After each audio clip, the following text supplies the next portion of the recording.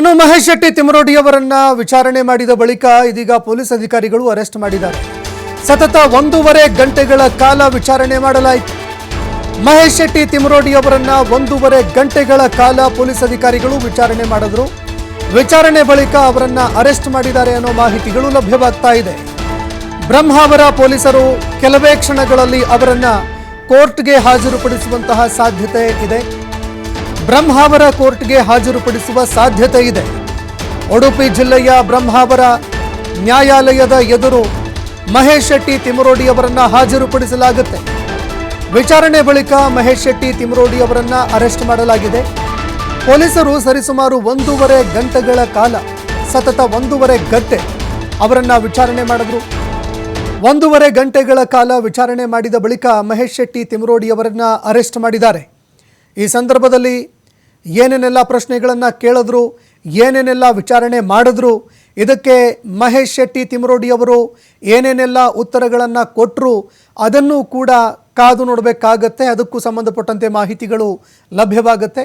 ಇನ್ನು ವಿಚಾರಣೆ ಬಳಿಕ ಅವರನ್ನು ಬಂಧಿಸಿದಂತಹ ಪೊಲೀಸರು, ಬ್ರಹ್ಮಾವರ ಪೊಲೀಸರು ಇದೀಗ ಕೆಲವೇ ಕ್ಷಣಗಳಲ್ಲಿ ಅವರನ್ನು ನ್ಯಾಯಾಧೀಶರ ಮುಂದೆ ಹಾಜರುಪಡಿಸಲಿದ್ದಾರೆ. ನ್ಯಾಯಾಧೀಶರ ಮುಂದೆ ಹಾಜರುಪಡಿಸಿ ಹೆಚ್ಚಿನ ವಿಚಾರಣೆ ಮಾಡಬೇಕಾಗಿದೆ. ಹೀಗಾಗಿ ಮಹೇಶ್ ಶೆಟ್ಟಿ ತಿಮರೋಡಿ ಅವರನ್ನು ಕಸ್ಟಡಿಗೆ ನೀಡಿ ಅಂತ ಕಸ್ಟಡಿಗೂ ಕೂಡ ಕೇಳಬಹುದಾಗತ್ತೆ. ಅಲ್ಲಿ ನ್ಯಾಯಾಲಯ ಯಾವ ತೀರ್ಪು ಪ್ರಕಟಿಸುತ್ತೆ ಅನ್ನುವಂಥದ್ದನ್ನು ಕೂಡ ಕಾದು ನೋಡಬೇಕಾಗತ್ತೆ. ಯಾಕಂದರೆ ನ್ಯಾಯಾಲಯ ಈ ಒಂದು ಪ್ರಕರಣಕ್ಕೆ ಸಂಬಂಧಪಟ್ಟಂತೆ ನ್ಯಾಯಾಂಗ ಬಂಧನಕ್ಕೆ ನೀಡುತ್ತಾ ಅಥವಾ ಅವರನ್ನು ಕಸ್ಟಡಿಗೆ ನೀಡುತ್ತಾ ಅದನ್ನು ಕೂಡ ಕಾದು ನೋಡಬೇಕಾಗತ್ತೆ. ಈ ನಡುವೆ ಮಹೇಶ್ ಶೆಟ್ಟಿ ತಿಮರೋಡಿ ಅವರು ಜಾಮೀನಿಗಾಗಿಯೂ ಅರ್ಜಿ ಸಲ್ಲಿಕೆ ಮಾಡಬಹುದು. ಹೀಗಾಗಿ ಈ ಒಂದು ಪ್ರಕರಣದಲ್ಲಿ ಮತ್ತೆ ಯಾವ್ಯಾವ ಬೆಳವಣಿಗೆಗಳಾಗತ್ತೆ ಅದನ್ನು ಕೂಡ ಕಾದು ನೋಡಬೇಕಾಗತ್ತೆ. ಇನ್ನೇನು ಕೆಲವೇ ಕ್ಷಣಗಳಲ್ಲಿ ಅವರ ಮೆಡಿಕಲ್ ಟೆಸ್ಟ್ ಕೂಡ ಮಾಡಿಸಲಾಗುತ್ತೆ.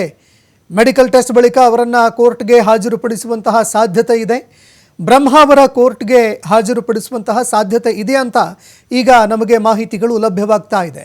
ಉಡುಪಿ ಜಿಲ್ಲೆ ಬ್ರಹ್ಮಾವರ ನ್ಯಾಯಾಲಯದ ಎದುರು ಅವರನ್ನು ಹಾಜರುಪಡಿಸಲಾಗುತ್ತೆ.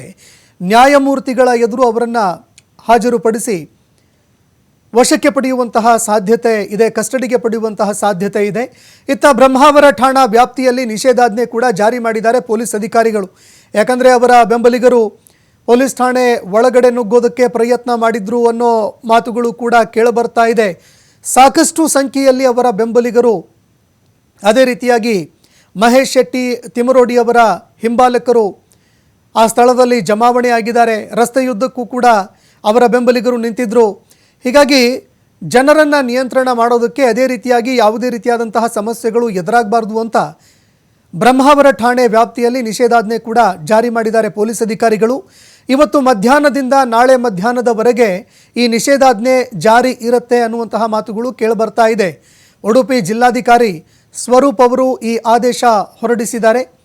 ನಿಷೇಧಾಜ್ಞೆ ಜಾರಿ ಮಾಡಿ ಆದೇಶ ಹೊರಡಿಸಿದ್ದಾರೆ. ಇನ್ನೇನು ಕೆಲವು ಕ್ಷಣಗಳಲ್ಲಿ ಅವರ ಮೆಡಿಕಲ್ ಟೆಸ್ಟ್ ಮಾಡಿಸಲಾಗುತ್ತೆ. ಅದೇ ರೀತಿಯಾಗಿ ನ್ಯಾಯಾಧೀಶರ ಮುಂದೆ ಮಹೇಶ್ ಶೆಟ್ಟಿ ತಿಮರೋಡಿ ಅವರನ್ನು ಹಾಜರುಪಡಿಸಲಾಗುತ್ತೆ.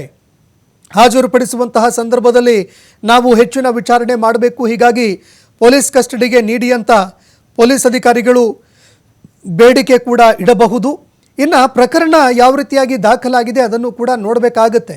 ನ್ಯಾಯಾಲಯ ಅದನ್ನು ಕೂಡ ನೋಡುತ್ತೆ. ಇಲ್ಲಿ ಈ ಪ್ರಕರಣದಲ್ಲಿ ಪೊಲೀಸ್ ಕಸ್ಟಡಿಗೆ ನೀಡಬೇಕಾ ಅಥವಾ ಬೇಡವಾ, ನ್ಯಾಯಾಂಗ ಬಂಧನಕ್ಕೆ ನೀಡಬೇಕಾ ಅಥವಾ ಬೇಡವಾ, ಅದನ್ನು ನ್ಯಾಯಾಲಯ ನಿರ್ಧಾರ ಮಾಡುತ್ತೆ.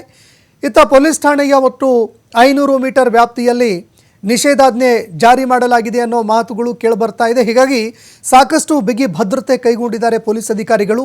ಯಾವುದೇ ರೀತಿಯಾದಂತಹ ಅಹಿತಕರ ಘಟನೆಗಳು, ಯಾವುದೇ ರೀತಿಯ ಒಂದು ಅಹಿತಕರವಾಗಿರುವಂತಹ ಬೆಳವಣಿಗೆಗಳು ನಡೆಯದಂತೆ ಸಕಲ ಭದ್ರತೆಗಳನ್ನು ಪೊಲೀಸ್ ಅಧಿಕಾರಿಗಳು ಮುನ್ನೆಚ್ಚರಿಕೆ ಕ್ರಮಗಳನ್ನು ಕೈಗೊಂಡಿದ್ದಾರೆ. ಇದರ ಜೊತೆಗೆ ಜನ ಗುಂಪುಗೂಡದಂತೆಯೂ ಕೂಡ ಪೊಲೀಸ್ ಅಧಿಕಾರಿಗಳು ಕ್ರಮಗಳನ್ನು ಕೈಗೊಂಡಿದ್ದಾರೆ. ಬ್ರಹ್ಮಾವರ ಪೊಲೀಸ್ ಠಾಣೆಯ ಸುತ್ತ 500 ಮೀಟರ್ ವ್ಯಾಪ್ತಿಯಲ್ಲಿ ನಿಷೇಧಾಜ್ಞೆ ಜಾರಿ ಮಾಡಲಾಗಿದೆ. ಯಾರೂ ಗುಂಪುಗೂಡುವಂತಿಲ್ಲ, ಗುಂಪಾಗಿ ತಿರುಗಾಡುವಂತಿಲ್ಲ. ಅದೇ ರೀತಿಯಾಗಿ ಅನುಮಾನಾಸ್ಪದವಾಗಿ ಕಂಡು ಬಂದವರನ್ನು ಚದುರಿಸುವಂತಹ ಕೆಲಸವನ್ನು ಕೂಡ ಪೊಲೀಸ್ ಅಧಿಕಾರಿಗಳು ಮಾಡ್ತಾ ಇದ್ದಾರೆ. 500 ಮೀಟರ್ ವ್ಯಾಪ್ತಿಯಲ್ಲಿ ನಿಷೇಧಾಜ್ಞೆ ಜಾರಿ ಮಾಡಿ ಉಡುಪಿ ಜಿಲ್ಲಾಧಿಕಾರಿಯವರು ಆದೇಶ ಹೊರಡಿಸಿದ್ದಾರೆ. ಹೀಗಾಗಿ ಒಂದು ರೀತಿ ಬೂದಿ ಮುಚ್ಚಿದಂತಹ ಕೆಂಡದಂತಹ ಪರಿಸ್ಥಿತಿ ಇದೆ ಅನ್ನುವಂಥದ್ದು ಇದರಿಂದ ಗೊತ್ತಾಗ್ತಾ ಇದೆ. ಈ ನಡುವೆ ಸತತ 1.5 ಗಂಟೆಗಳ ಕಾಲ ವಿಚಾರಣೆ ಮಾಡಿದ ಬಳಿಕ ಪೊಲೀಸ್ ಅಧಿಕಾರಿಗಳು ಅವರನ್ನು ಅರೆಸ್ಟ್ ಮಾಡಿದ್ದಾರೆ. ಈ ಬಗ್ಗೆ ಮತ್ತಷ್ಟು ಮಾಹಿತಿ ಕೊಡ್ತಾರೆ ಪ್ರತಿನಿಧಿ ಆದಿತ್ಯ, ನೇರ ಸಂಪರ್ಕದಲ್ಲಿ ಜಾಯ್ನ್ ಆಗಿದ್ದಾರೆ. ಆದಿತ್ಯ, 1.5 ಗಂಟೆಗಳ ಕಾಲ ಅವರನ್ನು ವಿಚಾರಣೆ ಮಾಡಲಾಯಿತು. ಅದಾದ ಬಳಿಕ ಪೊಲೀಸ್ ಅಧಿಕಾರಿಗಳು ಮಹೇಶ್ ಶೆಟ್ಟಿ ಅವರನ್ನು ಅರೆಸ್ಟ್ ಮಾಡಿದ್ದಾರೆ ಅನ್ನೋ ಮಾತುಗಳು ಕೇಳಿಬರ್ತಾ ಇದೆ, ಮಾಹಿತಿಗಳು ಲಭ್ಯವಾಗ್ತಾ ಇದೆ. ಯಾವಾಗ ನ್ಯಾಯಾಲಯದ ಮುಂದೆ ಹಾಜರುಪಡಿಸಲಾಗುತ್ತೆ, ಮುಂದಿನ ಒಂದು ಬೆಳವಣಿಗೆಗಳು ಯಾವ ರೀತಿ ಇರುತ್ತೆ, ಈ ಬಗ್ಗೆ ಮತ್ತಷ್ಟು ಮಾಹಿತಿ ಕೊಡೋದಾದ್ರೆ? ಸಂತೋಷ್, ಹೌದು, ಮಹೇಶ್ ಶೆಟ್ಟಿ ತಿಮ್ಮರೋಡಿ, ಹೋರಾಟಗಾರ ಮಹೇಶ್ ಶೆಟ್ಟಿ ತಿಮ್ಮರೋಡಿಯ ಬಂಧನ ಕಡೆಗೂ ಕೂಡ ಆಗಿದೆ. ಬೆಳಗಿನಿಂದಲೂ ಕೂಡ ಈ ಬಗ್ಗೆ ಮಾಹಿತಿ ಇತ್ತು. ಇದೇ ಕಾರಣಕ್ಕೋಸ್ಕರ ಒಂದು ದೊಡ್ಡ ಪಡೆಯೊಂದಿಗೆ ಪೊಲೀಸ್ ಅಧಿಕಾರಿಗಳು ಅವರ ದಕ್ಷಿಣ ಕನ್ನಡ ಜಿಲ್ಲೆಯ ಬೆಳ್ತಂಗಡಿ ತಾಲೂಕಿನ ಉಜಿರೆಯ ತಿಮ್ಮರೋಡಿ ನಿವಾಸಕ್ಕೆ ಆಗಮಿಸಿದರು. ಪೊಲೀಸರ ಆಗಮನದ ಸಂದರ್ಭದಲ್ಲೇ ಇವತ್ತು ಬಹುತೇಕ ಮಹೇಶ್ ಶೆಟ್ಟಿ ತಿಮ್ಮರೋಡಿ ಅರೆಸ್ಟ್ ಆಗ್ತಾರೆ ಅನ್ನುವಂತ ಒಂದು ಸೂಚನೆ ಲಭಿಸಿತ್ತು. ಇದಕ್ಕೆ ಪೂರಕವಾಗಿ ಅವರ ಖಾಸಗಿ ವಾಹನದಲ್ಲಿ ನಾವು ಕರ್ಕೊಂಡು ಹೋಗ್ತೀವಿ, ಕೇವಲ ಹೇಳಿಕೆಯನ್ನ ಪಡಿತೀವಿ, ವಿಚಾರಣೆಯನ್ನ ಮಾಡಿ ಬಿಟ್ಬಿಡ್ತೀವಿ ಅನ್ನುವಂತ ರೀತಿಯ ಭರವಸೆಗಳನ್ನೆಲ್ಲ ಮನೆಯವರೊಂದಿಗೆ ಮತ್ತು ವಕೀಲರ ಮುಂದೆ ಪೊಲೀಸರು ಇಟ್ಟಿದ್ರು. ಆದರೆ ಯಾವುದಕ್ಕೂ ಸ್ಪಂದಿಸಿದಂತಹ ಮನೆಯವರು ಅಥವಾ ವಕೀಲರು ಅವರ ಖಾಸಗಿ ವಾಹನದಲ್ಲೇ ವಕೀಲರ ಜೊತೆಗೆ ಕರ್ಕೊಂಡು ಹೋಗಿ ಅವರನ್ನ ಅನ್ನುವಂತ ರೀತಿಯ ಷರತ್ತನ್ನ ಹಾಕ್ತಾರೆ. ಬಳಿಕ ಇದಕ್ಕೆ ಒಪ್ಪಿದಂತ ಪೊಲೀಸರು ಅವರ ಖಾಸಗಿ ವಾಹನದಲ್ಲಿ ಬರೋದಕ್ಕೆ ಅವಕಾಶ ಮಾಡಿಕೊಡ್ತಾರೆ, ವಕೀಲರನ್ನು ಕೂಡ ಜೊತೆಗೆ ಕರೆದುಕೊಂಡು ಹೋಗ್ತಾರೆ. ಆದರೆ ಇದಾದ ಬಳಿಕ ಬ್ರಹ್ಮಾವರ ಪೊಲೀಸ್ ಠಾಣೆಗೆ ಹೋದ ಬಳಿಕ ಮಹೇಶ್ ಶೆಟ್ಟಿ ತಿಮ್ಮರೋಡಿಯನ್ನ ಕಳೆದ 1.5-2 ಗಂಟೆಗಳಿಂದ ವಿಚಾರಣೆ ಮಾಡಿದಂತಹ ಪೊಲೀಸರು ತನಿಖಾಧಿಕಾರಿ ಈಗಾಗಲೇ ಅವರನ್ನ ಅರೆಸ್ಟ್ ಮಾಡಿದ್ದಾರೆ. ಅರೆಸ್ಟ್ ಮಾಡೋದಕ್ಕೆ ನಿರ್ಧಾರ ಮಾಡಿದ್ದಾರೆ. ಏನು BL ಸಂತೋಷ್ ವಿರುದ್ಧ ಅವಹೇಳನಕಾರಿಯಾಗಿ ಹೇಳಿಕೆಯನ್ನ ನೀಡಿದ್ದಾರೆ ಅನ್ನುವಂತ ಆರೋಪದ ಅಡಿಯಲ್ಲಿ ಅವರ ವಿರುದ್ಧ ಪ್ರಕರಣ BNS 352 ಮತ್ತು 353 ಅಡಿಯಲ್ಲಿ ದಾಖಲಾಗಿತ್ತು. ಇದರಲ್ಲಿ ಅರೆಸ್ಟ್ ಮಾಡುವಂತಹ ಪ್ರೊವಿಷನ್ ಕೂಡ ಇತ್ತು ಮತ್ತು ಹ್ಯಾಬಿಚುವಲ್ ಒಫೆಂಡರ್ ಅನ್ನುವಂಥದ್ದನ್ನ ಉಡುಪಿ ಜಿಲ್ಲೆಯ SP ಅವರು ಕೂಡ ಹೇಳಿದ್ರು. ಇದೇ ಕಾರಣಕ್ಕೋಸ್ಕರ ಅವರನ್ನ ಈಗ ಅರೆಸ್ಟ್ ಮಾಡಲಾಗಿದೆ. ಕಾನೂನು ಸುವ್ಯವಸ್ಥೆಯನ್ನ ಪಾಲಿಸುವಂತ ನಿಟ್ಟಿನಲ್ಲಿ ಅರೆಸ್ಟ್ ಮಾಡುತ್ತಾರೆ ಅನ್ನುವಂತ ನಿರೀಕ್ಷೆಗಳು ಇತ್ತು. ಹಾಗಾಗಿ ಅವರನ್ನ ಈಗ ಅರೆಸ್ಟ್ ಮಾಡಲಾಗಿದೆ ಅನ್ನುವಂತ ಮಾಹಿತಿಗಳು ಕೂಡ ಸದ್ಯ ಕೇಳಿ ಬರ್ತಾ ಇದೆ. ಅರೆಸ್ಟ್ ಮಾಡಿದ ಬಳಿಕ ಮುಂದಿನ 24 ಗಂಟೆಯ ಒಳಗಡೆ ಅವರನ್ನ ನ್ಯಾಯಾಲಯಕ್ಕೆ ಹಾಜರುಪಡಿಸಬೇಕು ಅನ್ನುವಂಥ ನಿಯಮ ಇರುತ್ತೆ. ಹಾಗಾಗಿ ಇವತ್ತು ಸಂಜೆಯೊಳಗೆ ಅವರನ್ನ ಕೋರ್ಟ್ಗೆ ಹಾಜರುಪಡಿಸುವಂತ ಸಾಧ್ಯತೆಗಳು ಕೂಡ ಇದೆ. ಸಂತೋಷ್, ಇನ್ನು ಮತ್ತೊಂದೆಡೆ ಅವರ ಬೆಂಬಲಿಗರಲ್ಲೂ ಕೂಡ ತೀವ್ರ ಆಕ್ರೋಶ ವ್ಯಕ್ತವಾಗಿತ್ತು. ಈ ನಡುವೆ ಸರಿಸುಮಾರು 500 ಮೀಟರ್ ವ್ಯಾಪ್ತಿಯಲ್ಲಿ ನಿಷೇಧಾಜ್ಞೆ ಹೊರಡಿಸಲಾಗಿದೆ ಅನ್ನೋ ಮಾಹಿತಿಗಳು ಕೂಡ ಲಭ್ಯವಾಗ್ತಾ ಇದೆ. ಪೊಲೀಸ್ ಅಧಿಕಾರಿಗಳು ಯಾವ ರೀತಿ ಕಟ್ಟುನಿಟ್ಟಿನ ಕ್ರಮಗಳನ್ನು ಕೈಗೊಂಡಿದ್ದಾರೆ ಅಂತ? ಹೌದು ಸಂತೋಷ್, ಬ್ರಹ್ಮಾವರ ಪೊಲೀಸ್ ಠಾಣೆಯ ಸುತ್ತಮುತ್ತ 500 ಮೀಟರ್ ವ್ಯಾಪ್ತಿಯಲ್ಲಿ ನಿಷೇಧಾಜ್ಞೆಯನ್ನ ಜಾರಿ ಮಾಡಲಾಗಿದೆ. ಯಾಕಂದ್ರೆ ಪೊಲೀಸರಿಗೂ ಕೂಡ ಇದರ ಬಗ್ಗೆ ಮೊದಲೇ ಸೂಚನೆ ಇತ್ತು. ಒಂದು ಕಡೆಯಿಂದ 100 ಶವ ಹೂತಿಟ್ಟ ಪ್ರಕರಣಕ್ಕೆ ಸಂಬಂಧಪಟ್ಟ ಹಾಗೆ ಬೆಳ್ತಂಗಡಿಯಾಗಿರ್ಬೋದು, ಧರ್ಮಸ್ಥಳ ಭಾಗದಲ್ಲಿ ಬೂದಿ ಮುಚ್ಚಿದ ಕೆಂಡದಂತಹ ವಾತಾವರಣ ಇದೆ ಮತ್ತು ಮೊನ್ನೆ ಕೂಡ ನಡೆದಂತ ಒಂದು ಸಂಘರ್ಷ ಮತ್ತೊಂದು ಕಡೆ ಇದೆ. ರಾಜ್ಯ ಗುಪ್ತಚರ ಇಲಾಖೆ ಇದರ ಬಗ್ಗೆ ಮೊದಲೇ ಮಾಹಿತಿಯನ್ನ ಕಲೆ ಹಾಕಿತ್ತು. ಇಲ್ಲಿ ಉತ್ಖನನವಾಗುವಂತ ಸಂದರ್ಭ, ಸಂಘರ್ಷಗಳು ಆಗುವಂತ ಸಾಧ್ಯತೆಗಳು ಕೂಡ ಇದೆ, ಕಾನೂನು ಸುವ್ಯವಸ್ಥೆಗೆ ಧಕ್ಕೆ ಆಗುವಂತ ಸಾಧ್ಯತೆಗಳು ಕೂಡ ಇದೆ ಅನ್ನೋದರ ವಿಚಾರವಾಗಿ ಇದೇ ವಿಚಾರವಾಗಿ ಅವತ್ತಿನ ದಿನ ನಡೆದಂತ ಸಂಘರ್ಷಕ್ಕೆ ಸಂಬಂಧಪಟ್ಟ ಹಾಗೆ ಕೂಡ ಮಹೇಶ್ ಶೆಟ್ಟಿ ತಿಮ್ಮರೋಡಿ ವಿರುದ್ಧ ಪ್ರಕರಣ ದಾಖಲಾಗಿತ್ತು. ಸೊ ಇವತ್ತು ಪ್ರಕರಣ ನಿನ್ನೆ ಒಂದು ಸೂಚನೆ ಕೂಡ ಲಭಿಸಿತ್ತು. ನಿನ್ನೆ ಬೆಳ್ತಂಗಡಿ ಪೊಲೀಸ್ ಠಾಣೆಗೆ ಹಾಜರಾಗಿದ್ರು. ಈ ಸಂದರ್ಭದಲ್ಲಿ ಅವರ ಅನೇಕ ಬೆಂಬಲಿಗರಿಗೆ ನಾಳೆ ಅವರನ್ನ ಬಂಧನಕ್ಕೆ ಒಳಪಡಿಸುವಂತ ಸಾಧ್ಯತೆ ಬರುತ್ತೆ ಅನ್ನುವಂತ ಮಾಹಿತಿ ಕೂಡ ಲಭಿಸಿತ್ತು. ಇದೇ ಕಾರಣಕ್ಕೆ ಉಡುಪಿ ಜಿಲ್ಲೆಯ ಪೊಲೀಸರು ಒಂದು ಜಾಣ್ಮೆಯ ನಡೆಯನ್ನೇ ಅನುಸರಿಸಿದ್ರು.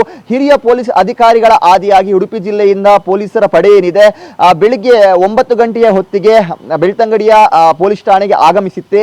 ಚೂರು ತಡ ಮಾಡದೆ ನೇರವಾಗಿ, ಅಂದ್ರೆ ಈ ಮಾಹಿತಿಯನ್ನ ಎಲ್ಲೂ ಕೂಡ ಸೋರಿಕೆ ಮಾಡದೆ ಬಹಳ ಕಾನ್ಫಿಡೆನ್ಷಿಯಲ್ ಆಗಿ ಆ ಮಾಹಿತಿಯನ್ನ ಇಟ್ಟಿರ್ತಾರೆ. ಆದರೆ ಯಾವಾಗ ಅಧಿಕಾರಿಗಳ ಒಂದು ದಂಡೆ ಇಲ್ಲಿಗೆ ಹರಿದು ಬರುತ್ತೋ ಆಗ್ಲೇ ಮಹೇಶ್ ಶೆಟ್ಟಿ ತಿಮ್ಮರೋಡಿ ಅವರ ಬಂಧನವಾಗುತ್ತೆ ಅನ್ನುವಂತ ವಿಚಾರ ಕಾಡ್ಗಿಚ್ಚಿನಂತೆ ಹಬ್ಬುತ್ತೆ. ಆ ಪೊಲೀಸರು ಅವರ ಮನೆಗೆ ಹೋಗ್ತಾ ಇದ್ದಂತೆ ಅವರ ಬೆಂಬಲಿಗರು ಕೂಡ ಆಗಮಿಸ್ತಾ ಇರ್ತಾರೆ. ಹಾಗಾಗಿ ಜಾಸ್ತಿ ತಡ ಮಾಡದೆ ಯಾವುದೇ ಒಂದು ಏನು ಬೆಂಬಲಿಗರ ಆಕ್ರೋಶ ಅಥವಾ ಯಾವುದೇ ಅಹಿತಕರ ಘಟನೆಗಳು ನಡಿಬಾರದು ಅನ್ನುವಂತ ಕಾರಣಕ್ಕೋಸ್ಕರ ಅವರ ಮನವೊಲಿಸಿ ಅವರನ್ನ ಅವರ ಖಾಸಗಿ ವಾಹನದಲ್ಲಿ ಕರೆದುಕೊಂಡು ಹೋಗಲಾಗುತ್ತೆ. ಅವರನ್ನ ಬ್ರಹ್ಮಾವರ ಪೊಲೀಸ್ ಠಾಣೆಗೆ ಕರೆದೊಯ್ಯಲಾಗ್ತಾ ಇದೆ ಅನ್ನುವಂತ ಮಾಹಿತಿ ತಿಳಿತಾ ಇದ್ದಂತೆ ಬೆಳ್ತಂಗಡಿಯಿಂದ ಉಡುಪಿ ರೂಟ್, ಅಂದ್ರೆ ನಾರಾವಿ ಆಗಿರ್ಬೋದು, ಕಾರ್ಕಳ, ಬೇರೆ ಬೇರೆ ಭಾಗಗಳಲ್ಲಿ ಅವರ ಅಭಿಮಾನಿಗಳ ಕೂಡ ರಸ್ತೆಯ ಬದಿಗಳಲ್ಲಿ ಸೇರ್ಕೊಂಡು ಜಯಘೋಷವನ್ನ ಹಾಕುವಂತ ಘಟನೆಗಳು ಕೂಡ ನಡೆಯುತ್ತೆ. ಇದರಿಂದ ಬ್ರಹ್ಮಾವರ, ಅಂದ್ರೆ ಪ್ರಮುಖವಾಗಿ ಉಡುಪಿ ಜಿಲ್ಲೆಯ ಪೊಲೀಸರು ಎಚ್ಚೆತ್ತುಕೊಳ್ತಾರೆ. ಇವರು ಪೊಲೀಸ್ ಠಾಣೆಗೆ ಬರುವಂತ ಸಂದರ್ಭ ಸಾಕಷ್ಟು ಸಂಖ್ಯೆಯಲ್ಲಿ ಅವರ ಬೆಂಬಲಿಗರು ಸೇರ್ತಾರೆ ಅನ್ನುವಂತಹ ಮಾಹಿತಿ ಸಿಕ್ಕ ಕೂಡಲೇ ಅಲ್ಲಿ ನಿಷೇಧಾಜ್ಞೆಯನ್ನ ಕೂಡ ಹಾಕಲಾಗುತ್ತೆ. ಈ ಬೆನ್ನಲ್ಲೇ ಸಾಕಷ್ಟು ಬೆಂಬಲಿಗರು ಕೂಡ ಬಂದು ಸೇರಿದ್ದಾರೆ. ಆ ಪೊಲೀಸರ ವಿರುದ್ಧ ಕೂಡ ಆಕ್ರೋಶವನ್ನ ಹೊರ ಹಾಕ್ತಾ ಇದ್ದಾರೆ, ಜೈಕಾರ ಜಯಘೋಷಗಳನ್ನ ಕೂಡ ಹಾಕ್ತಾ ಇದ್ದಾರೆ. ಈಗಾಗಲೇ ಅವರ ಬಂಧನವಾಗಿದೆ ಅನ್ನುವಂತಹ ಮಾಹಿತಿ ಹೊರ ಬಿದ್ದಿದೆ. ಹಾಗಾಗಿ ಮುಂದೆ ಅವರು ಯಾವ ರೀತಿ ರಿಯಾಕ್ಟ್ ಆಗ್ತಾರೆ ಅಂತ ಹೇಳೋದಕ್ಕೆ ಸಾಧ್ಯ ಇಲ್ಲ. ಹಾಗಾಗಿ ಬ್ರಹ್ಮಾವರ ಪೊಲೀಸ್ ಠಾಣೆಯ ಸುತ್ತಮುತ್ತ ನಿಷೇಧಾಜ್ಞೆಯನ್ನ ಹೇರಲಾಗಿದೆ ಮತ್ತು ಆ ಭಾಗದಲ್ಲಿ ಈ ಹಿಂದೆ ನಡೆದಂತಹ ಹೋರಾಟದಲ್ಲೂ ಕೂಡ ಸಾಕಷ್ಟು ಬೆಂಬಲ ವ್ಯಕ್ತವಾಗಿತ್ತು. ಅಲ್ಲಿ ಸಾಕಷ್ಟು ಬೆಂಬಲಿಗರು ಕೂಡ ಇದ್ದಾರೆ ಅನ್ನುವಂಥ ರೀತಿಯ ಮಾಹಿತಿಗಳು ಕೂಡ ಕೇಳಿ ಬರ್ತಾ ಇತ್ತು. ಹಾಗಾಗಿ ಯಾವುದೇ ರಿಸ್ಕ್ ಅನ್ನ ತೆಗೆದುಕೊಳ್ಳದೆ ಬ್ರಹ್ಮಾವರ ಪೊಲೀಸರು ಅಲ್ಲಿ ನಿಷೇಧಾಜ್ಞೆಯನ್ನ ಹೇರಿದ್ದಾರೆ. ಠಾಣೆಯ ಸುತ್ತಮುತ್ತ ಅಥವಾ ಠಾಣೆಯ ಸಮೀಪ ಯಾರಿಗೂ ಕೂಡ ಬರೋದಕ್ಕೆ ಅವಕಾಶ ಕೊಡ್ತಾ ಇಲ್ಲ. ಆ ಭದ್ರತೆ ವಿಚಾರದಲ್ಲಿ ಅಲ್ಲಿನ ಪೊಲೀಸರು ಯಾವುದೇ ರೀತಿಯ ರಾಜಿಯನ್ನ ಮಾಡಿಕೊಳ್ಳದೆ ಸೂಕ್ತ ಭದ್ರತೆಯನ್ನ ನೀಡ್ತಾ ಇದ್ದಾರೆ. ಸಂತೋಷ್, ಧನ್ಯವಾದಗಳು ಆದಿತ್ಯ ನಿಮ್ಮೆಲ್ಲ ಮಾಹಿತಿಗೆ.